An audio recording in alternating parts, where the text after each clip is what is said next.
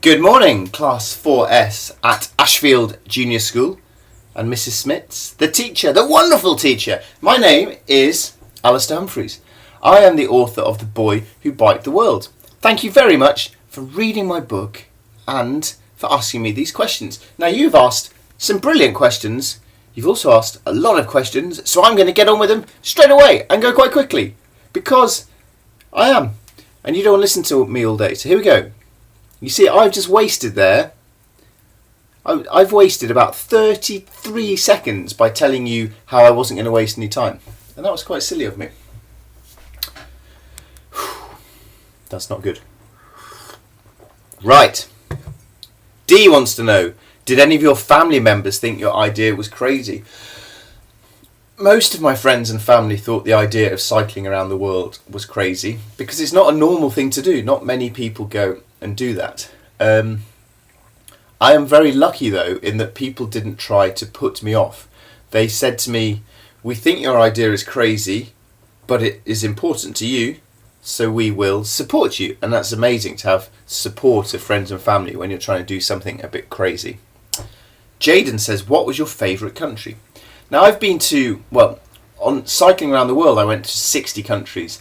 And I must have been asked this question about 100 times what my favourite country is. And I reckon I give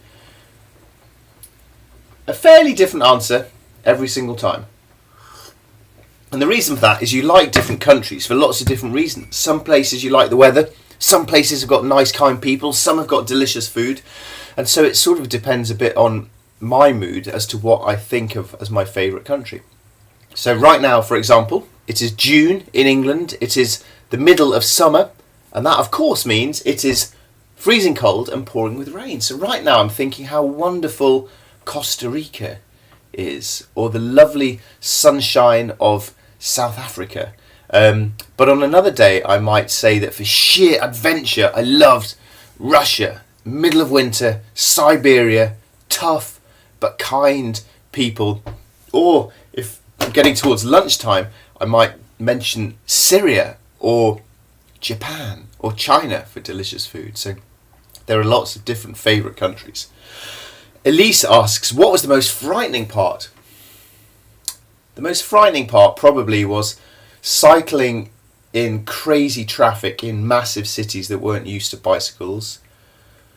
Or a different sort of frightening was the feeling of setting off to cycle around the world and not having any idea what it was going to be like and not knowing whether I could do it. So the fear of the unknown, starting a big thing, is a scary thing. Maybe you've found the same thing when you start a new school or a new club. You turn up to dancing lessons for the first time and you're too scared to go in.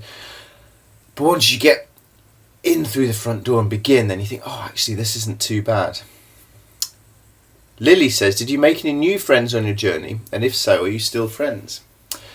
Making friends was one of the best bits of cycling around the world. Often though, they were very brief. So I would, for example, cycle down a road, find a little cafe, go in there. Everyone would be interested to talk to me because I was this guy on a big bike cycling around the world, and I'd have a lovely time and make some quick friends, and then boom, cycle off, never see them again. And there were thousands of those moments. Then there are all the kind people who invited me to stay in their house, and they were friends, of course, because they were being kind strangers who became friends, but a lot of them I didn't see again afterwards, and so faded away. And then a few people who I stayed with, then we kept in touch and have stayed as friends since, and that's been really nice to have as well. But mostly I would say it was a journey about brief, short friendships, and then you move on down the road, which is a kind of strange way to live for 4 years. Clayton says, what was the cow blood and milk like? You know, the book starts with the boy Tom drinking the cow blood and the milk, and then it goes on to tell Tom's story of going all the way around the world and all the adventures he had along the way through 3 books. And this is a weird thing that it took me quite a long time to realise it was weird. The whole story is true. I cycle around the world myself, and I did all of those things that Tom did. I've moulded them and made them simpler to fit into stories. But really, it's the story of me cycling around the world, and it's all true. So why then did I begin book one with a story that isn't true? I never actually drank the cow's blood and milk, and it's a very famous Maasai tradition, and so it's a true thing. It's a real and true thing, but I didn't actually do it. So, and that's the only thing in all the books that isn't true. I have no idea why I did that. It was a bit weird, but yeah, I didn't do it. Anyway, lessons in writing. Matthew says, were you ever scared? Yes, I was often scared. I think being a bit nervous means you're on an adventure, not a holiday, but occasionally I was scared.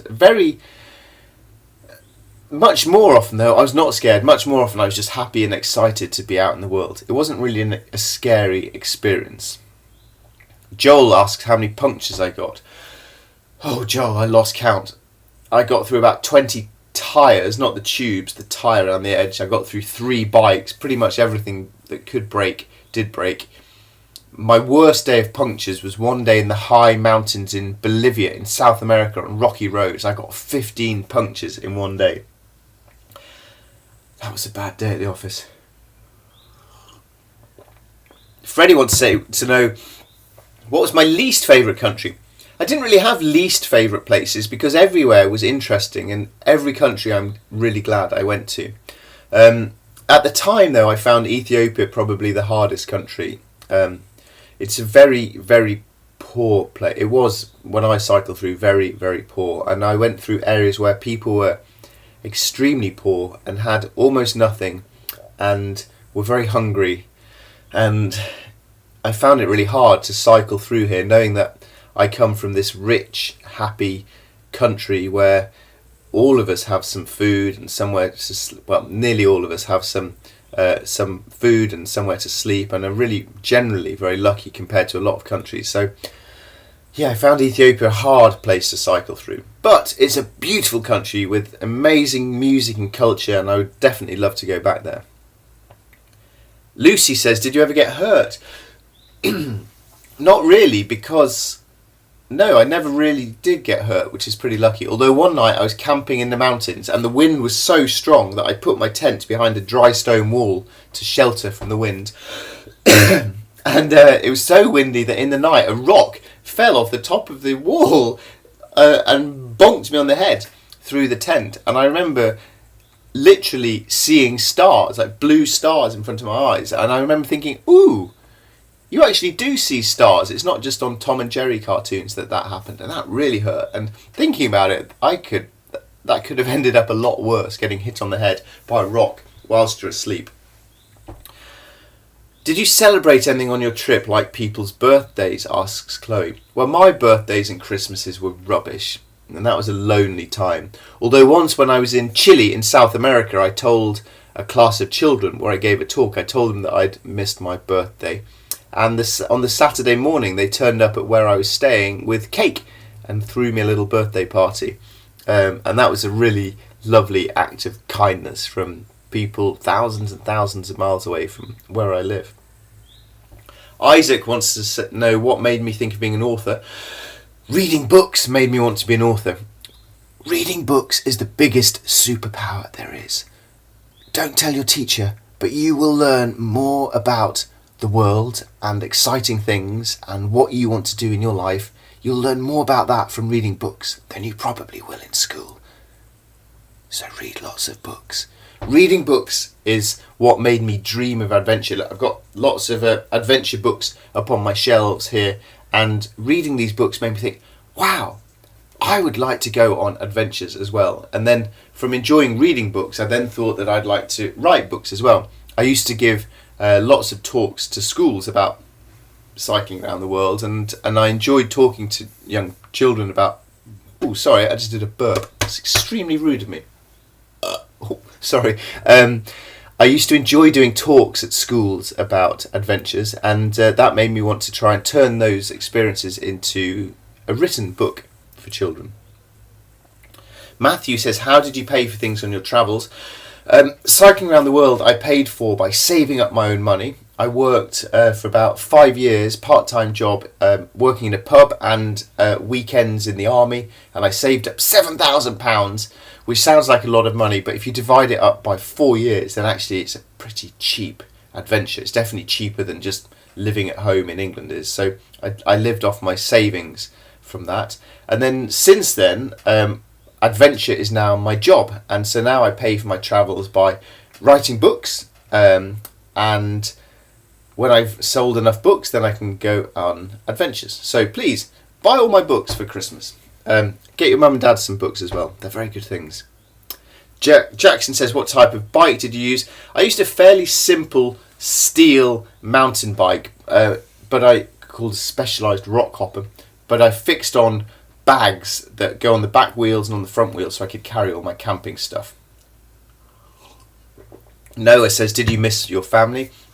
Yeah, I did. I was away for 4 years, so 4 years without seeing your friends and family is a long time, and I was often felt homesick and sad, and I felt guilty that my mum and dad wouldn't see me for that long. Maybe they were happy about it, but yeah, I did miss my family. Minnie says, what was the hottest place? The hottest place was the Nubian desert in Sudan. It was 45 degrees. The coldest place was Siberia, minus 40 degrees, which is much colder than being inside a freezer. Gray says, were you tired when you finally got home after all those years away? Yeah, I was really tired. I mean, I was obviously tired from cycling a long way, and I was quite looking forward to sleeping a lot and relaxing and being a bit lazy. But what I hadn't realised was how mentally tired I was, how tired I was in my head of just being on the move all the time, meeting new people all the time, solving problems all the time, not having one set home or a community. And I was really tired, much more tired than I realised. It took me a lot longer than I thought it would to recover and get back to normal.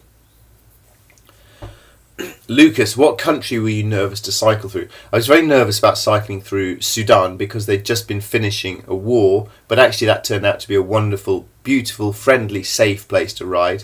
And I was very nervous about cycling through Colombia because they were still having a war as I cycled through. But luckily I didn't meet any bad guys, and I met lots of good, kind, friendly people. That is all the questions. Thank you very much for all your questions. I hope my answers were not too long and boring. 12 minutes and 45 seconds. Gosh, I should shut up right now. Thank you for reading my book, and good luck with all of your adventures.